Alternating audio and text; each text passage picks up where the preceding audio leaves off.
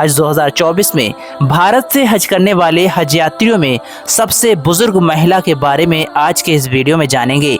दोस्तों आप बने रहिए वीडियो में। पहली बार आए हैं तो चैनल को अपना सपोर्ट दीजिए और वीडियो को लाइक करके ज़्यादा से ज़्यादा शेयर कीजिए। इस बार 99 वर्षीय हज्जन असगरी और 98 वर्षीय हज्जन हरियाणा के नूह जिले के निवासी हैं, दिल्ली के IGI हवाई अड्डे से मदीना शरीफ के लिए रवाना हुई हैं। देश की सबसे बुजुर्ग महिलाओं को हज यात्रा पर विदा करने और उनके यात्रा दस्तावेज पेश करने के लिए खुद भारत सरकार के अल्पसंख्यक मामलों के मंत्रालय में निदेशक और हज कमेटी ऑफ इंडिया के CEO doctor Liyaqat Ali Afaqi IRS मौजूद थे। इस अवसर पर डॉक्टर आफाकी ने बुजुर्ग महिला हज यात्रियों को शुभकामनाओं के साथ शॉल और गुलदस्ता भेंट किया और हज के दौरान पूर्ण स्वास्थ्य और सुरक्षित घर वापसी के लिए भी दुआएं की।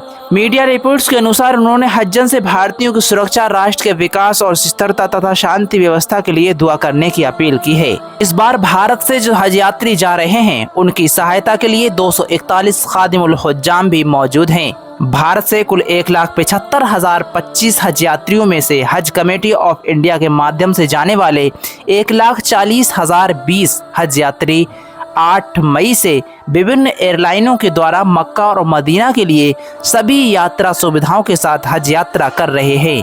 देश के 19 एम्बार्केशन पॉइंट से सभी राज्यों के भारतीय हज यात्रियों की हज यात्रा 9 जून 2024 तक जारी रहेगी। बताते हैं कि भारत दुनिया का एकमात्र देश है जिसे सऊदी अरब में हज के दौरान रसोई की सुविधा उपलब्ध रहती है, लेकिन इसके दुरुपयोग और लापरवाही से जबरदस्त नुकसान भी हो सकता है।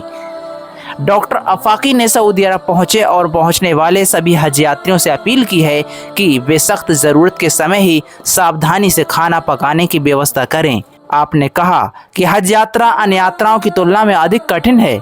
CEO हज कमेटी ऑफ इंडिया ने कहा कि हज दूसरे देश में होता है, वहाँ के नियम अलग हैं। हज यात्री छोटी छोटी बातों को नज़रअंदाज करें, अफवाहों और झूठे प्रचार में ना आएं। कुछ लोग पुराने वीडियो शेयर करके आपको गुमराह करने और मूल मकसद से भटकाने की नाकाम कोशिश करते रहते हैं।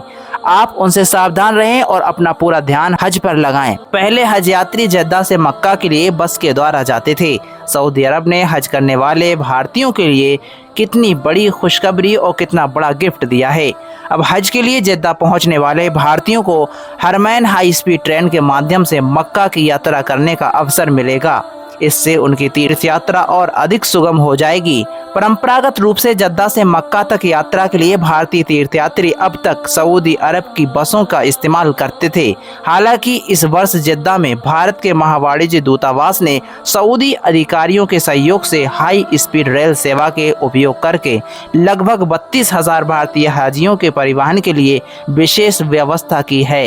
ये नई पहल हज करने वाले हज यात्रियों के लिए आरामदायक यात्रा में सहायक करेगी। इससे जद्दा और मक्का के बीच में जो समय लगता था यात्रा में, उसमें काफी कमी आएगी। हरमैन हाई स्पीड ट्रेन 300 किलोमीटर प्रति घंटा तक की गति तक पहुंचने में सक्षम है, जिससे बस सेवा की तुलना में यात्रा का समय आधा हो जाएगा।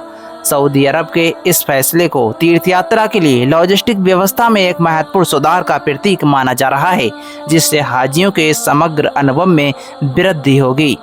ये हाजियों को जद्दा हवाई अड्डे से सीधा मक्का तक ले जाने वाला ट्रेन द्वारा सऊदी अधिकारियों के लिए पहला अनुभव होगा। भारतीय राजदूत और महावाणिज्य दूत के साथ इस सफर में सऊदी अरब रेलवे के उपाध्यक्ष अल हरबी और हज मंत्रालय और परिवहन मंत्रालय के अन्य अधिकारी मौजूद थे। वहीं तीर्थयात्रियों का समूह मुंबई से सऊदी एयर की उड़ान से जद्दा पहुंचा था। हाई स्पीड ट्रेन में सेवा की शुरुआत को हज यात्रा की व्यवस्था में सुधार की दिशा में एक महत्वपूर्ण कदम के रूप में देखा जा रहा है। हज 2000